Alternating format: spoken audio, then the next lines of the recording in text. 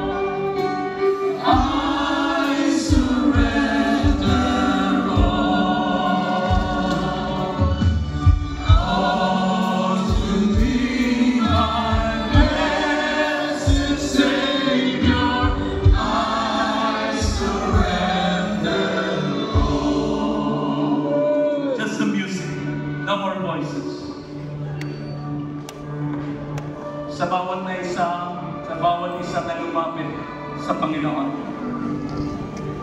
Kapag ang isa ay lumapit sa Panginoon at kumilala sa Kanya bilang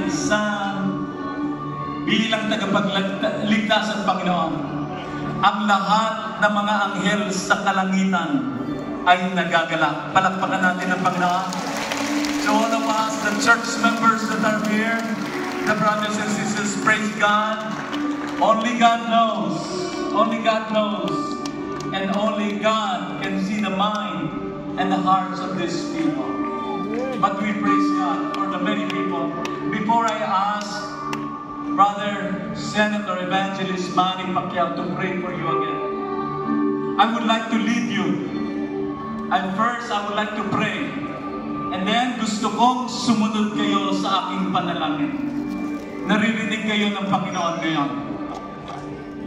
Mananalangin muna ako ng pasasalamat. Pagkatapos yan, sumunod kayo sa panalangin ng pagtanggap sa Panginoon. At pagkatapos yan, ay i-bless kayo ng isang prayer of blessing ni Brother Manny Pacquiao. Amen ba? Amen. Palakpakan natin ulit ang Panginoon.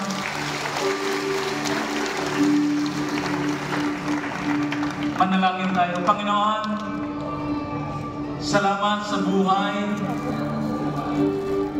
ni Manny Pacquiao. Nasa kanya na ang lahat. Subalit, lugmok sa kasalanan, sa bisyo, nasa kanya na lahat ang kasikatan ng kayamanan. Subalit minsan ay na-realize niya, makasalanan siya. Humingi siya ng tawad sa Panginoon. At tinanggap niya si Jesus bilang tagapagligtas at Panginoon ng kanyang buhay. Binago ng Panginoon ang kanyang buhay. At ngayon, nananalangin, nagbabasa, nagme-memorize, nagme-meditate, naging active sa church, pati yung kanyang buong pamilya. Kasama mga libo-libo pang mga tao na gusto niyang marinig ang Ebanghelyo ng Panginoon. Salamat sa Panginoon.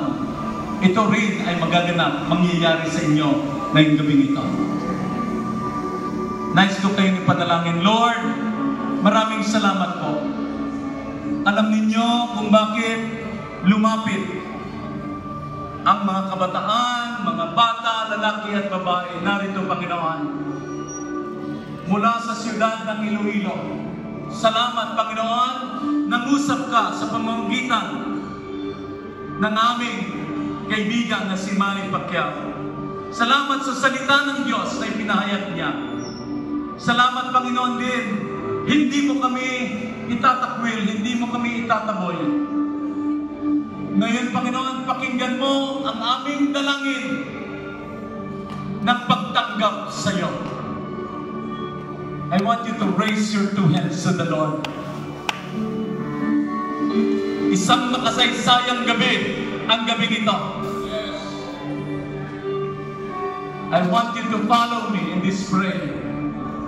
Panginoong Jesus, follow me aloud. Panginoong Jesus, ako ay makasalanan. Humihingi po ako ng tawad sa aking kasalanan na nagawa laban sa iyo. Salamat kay Jesucristo na namatay sa krus ng Kalbaryo upang bayaran ang lahat ng aking kasalanan. Ngayong gabing ito, binubuksan ko ang aking puso para kay Kristo. Panginoong Jesus, Panginoong Jesus, pumasok ka sa aking puso. Tinatanggap kita bilang aking tagapagligtas. At mula ngayon, tinatanggap kita, Panginoon ng aking buhay. Susunod ako sa iyo. Maglilingkod ako sa iyo habang ako ay nabubuhay. In Jesus' name, Amen. Kung ito ay ginawa mong panalangin, pinatawad ka ng Panginoon sa lahat ng kasalanan mo. Palakpakan natin ang Panginoon. At ngayon, si Jesus ay pumasok sa puso mo. At sinabi mong ikaw ay tinatanggap mo rin siyang Panginoon. Magpatuloy ka. Mayroong mga pastor dito, mayroong mga simbahan dito na pwede kayong tulungan para lumago ang inyong pananampalataya. Katulad ng sinabi ni Manny Pacquiao, yung pagbabasa ng Biblia, pagpunta sa simbahan, pag-worship, ang pag-memorize, tutulungan po kayo.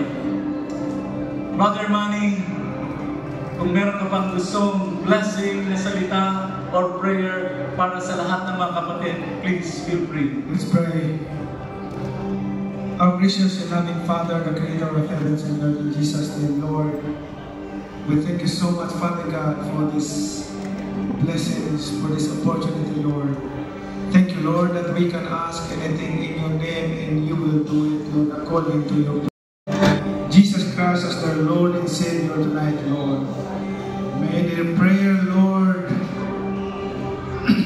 all the requests to you, God, may they pray, you answer the prayer, Lord. Lahat ng pangailangan nila, Panginoon, lahat ng suliran nila sa buhay, Panginoon, lahat ng kanilang pangailangan, Panginoon, you provide them, Lord, spiritually and physically, Panginoon. Sa kanilang kulang sa ilang mga puso, Panginoon, ikaw magbigay sa kanilang lakas, Panginoon, na lagi nilang maalala ang mga salita, Panginoon, at lagi nilang basahin, ma-remember ang iyong mga salita, Panginoon, para kami hindi magkasala, Panginoon. Salamat, Panginoon, na ikaw ay naglikha namin lahat, ang may bigay ng buhay namin lahat, Panginoon. Sa iyo kami nagmula lahat, Panginoon. May your mercy be upon your people, O God.